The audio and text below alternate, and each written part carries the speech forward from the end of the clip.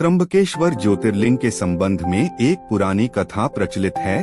कथा के अनुसार त्र्यंबक क्षेत्र में गौतम नामक एक ऋषि रहते थे, जो कि बहुत ही विद्वान और बहुत ही दयावान थे और महादेव के परम भक्त थे।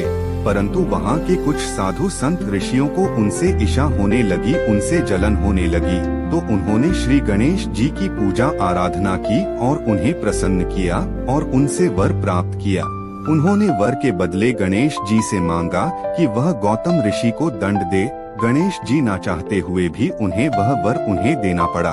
उसके बाद गणेश जी ने गाय का रूप धारण करके गौतम ऋषि के पास पहुंच गए और फिर कुछ देर बाद गणेश जी ने उस गाय के शरीर को त्याग दिया। थोड़ी देर बाद सभी साधु संत ऋषिगण वहां आ गए और उन्होंने गौ हत्या का पाप गौतम ऋषि के ऊपर लगा दिया। उसके बाद गौतम ऋषि को बहुत दुख हुआ और उन्होंने गौ हत्या के इस पाप से अपने आप को शुद्ध करने के लिए महादेव की तपस्या की। और फिर कुछ सालों बाद उनकी तपस्या पूर्ण हुई और महादेव जी उनके सामने आ गए और उन्होंने वर मांगने को कहा।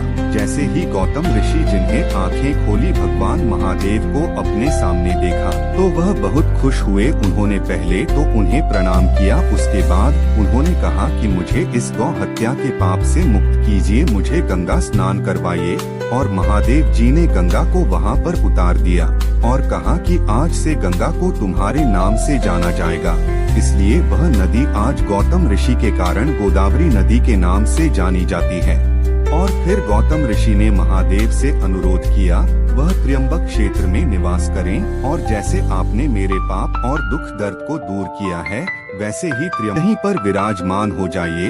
इतना सुनते ही महादेव जी ने तथास्तु कहा और महादेव जी ज्योतिर्लिंग के रूप में वहीं पर विराजमान हो गए और तभी से महादेव को त्र्यंबकेश्वर ज्योतिर्लिंग के नाम से पूजा जाता है।